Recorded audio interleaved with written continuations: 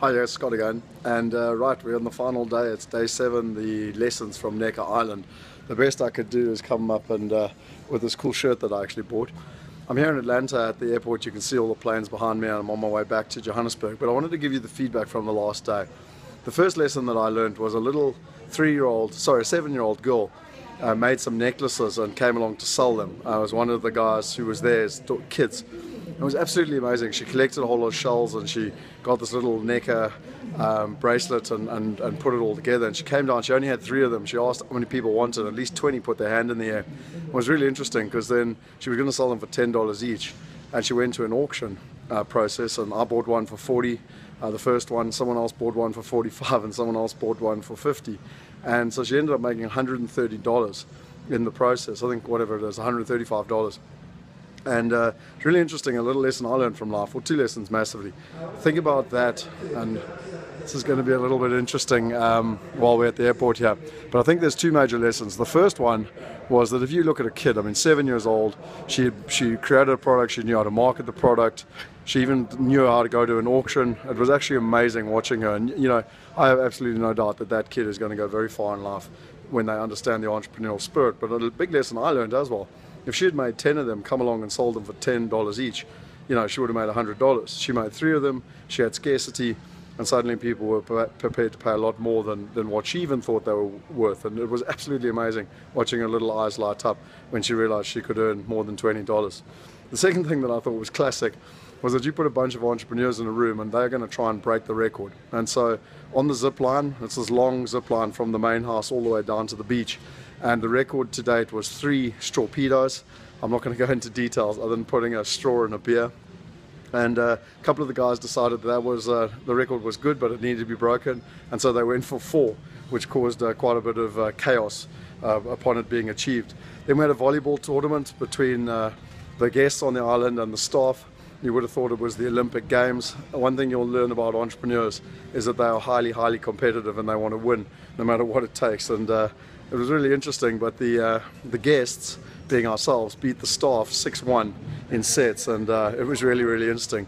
I then got to spend an hour with Jeff Walker in the jacuzzi. Now, Jeff, for those of you who don't know, there's 12 master internet marketers around the world, including Eben Pagan, Frank Kern, and Jeff Walker's one of those 12. They're actually in a little club together. They do everything together. They market together, and he's in that club. And I spent an hour talking to him, getting some understanding of what's happening, where it's going, how his mastermind works, and also trying to get a spot for my business partner Brendan in his group, because really it's the best in the world. The next thing that I think is absolutely amazing is we had the final dinner, and the gratitude that everyone had. Everyone went around the table. And I think, highly successful people, a lot of people think that, it's luck and that money's bad and, all the negative analogies. But actually, when you look at them, the absolute gratitude that they have is phenomenal. Absolutely phenomenal.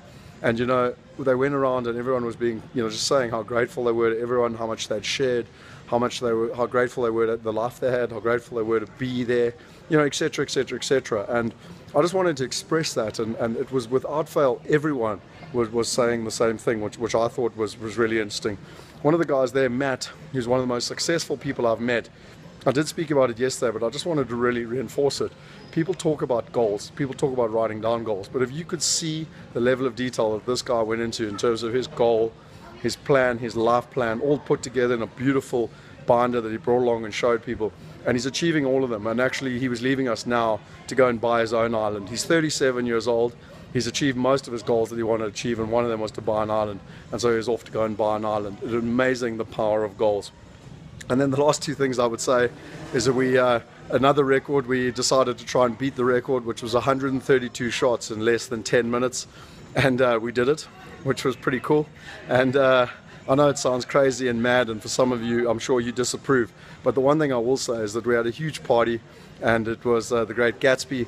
And the other thing that I've learned about people, at this level, is that they do everything to the best of their ability. They work hard, they play hard, they have a huge amount of fun. And we had such a party, and we've created such lasting friendships. And to be honest, I can't wait to get back and to meet up with these guys and girls and bring Kelly back, bring Jonty back, so that they can truly experience what it is to live life at just a whole nother level, a whole nother conscious level. So I hope that you've enjoyed the last 7 days of lessons. I'm pretty tired. I'm on my way back now home to South Africa. But I think really it's given me an entire window into a new world. And hopefully with me sharing, I've been able to give you some of that window into a new world. Because really and truly, what my father taught me is you can have anything you want in life if you put your mind to it. And truly it is possible. There are people out there that are doing it, and I've personally witnessed it. So good luck, set your own goals, make it happen. And at the end of the day, whatever you want in life, put your mind to it. I'm certainly going to.